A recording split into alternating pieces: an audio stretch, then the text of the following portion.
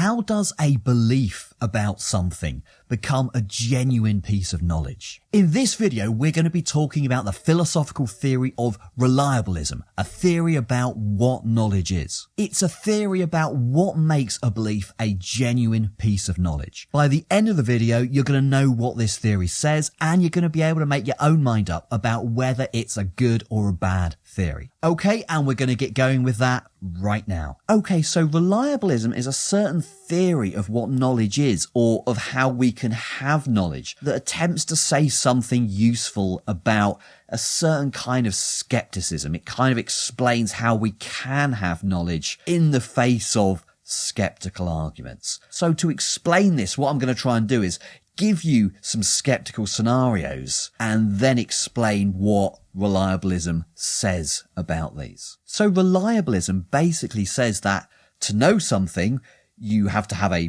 true belief, and that belief has to be formed in a reliable way, or has to come to you via some reliable mechanism. In order to try and understand what this means, what I'm going to do is I'm going to give you some mildly skeptical scenarios to think about, and we're going to see what reliabilism says in these cases. You're out in town, you're working on your laptop, you haven't brought your charger with you, and you're thinking, have I got enough juice in the battery to last the rest of the day? Okay, so you look at the battery meter and it says you've got, 50% left, and you think, oh yeah, that's probably enough to last me the rest of the day. Do you know it though? Well, suppose you have this thought. Is that battery meter accurate? I've never actually kind of run the battery down, so I don't know whether it's going to give me an accurate reading. And hang on, if I don't know that the battery meter is giving me the right reading, then I don't really know how much juice I've got in the battery, and I've got no idea really whether my laptop's going to last the day or not. Well, that's a very mild form of skepticism. It might be a practical problem, but it's not really a problem for thinking about epistemology, because, in theory, I could always check the battery meter. I could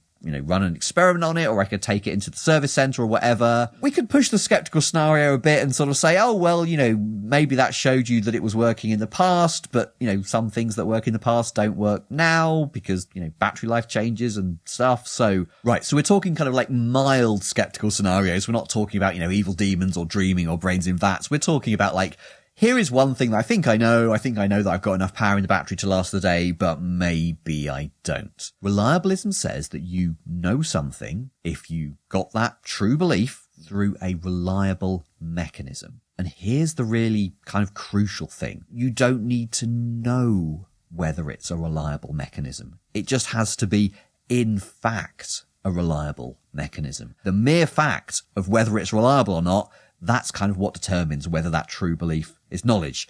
So it's not a further epistemic fact about what you know that fixes whether you know or not that your laptop's got enough juice in the battery to last the day. It's the fact about whether the battery meter is reliable or not. If the meter is in fact reliable, as in it's accurately tracking the amount of electricity, the amount of charge left in your battery, then reliabilism says you do know that you've got enough charge in the battery to last the day. So one really kind of important consequence of reliabilism is you can know that your laptop has got enough charge in the battery to last the day, even though you don't know that you know it. Because in order to know that you know it, you would have to know that the meter is reliable. You don't know that, so you don't know that you know. So you can know something even though you don't know whether the support for it holds or not. This is a kind of a really useful thing to be able to say in epistemology, right? Because there are just so many practical cases, like so many real world cases where we think we know something, that thing won't be true unless another thing holds, and we don't know whether the other thing holds. Reliabilism kind of makes clear how that is possible. So if you think reliabilism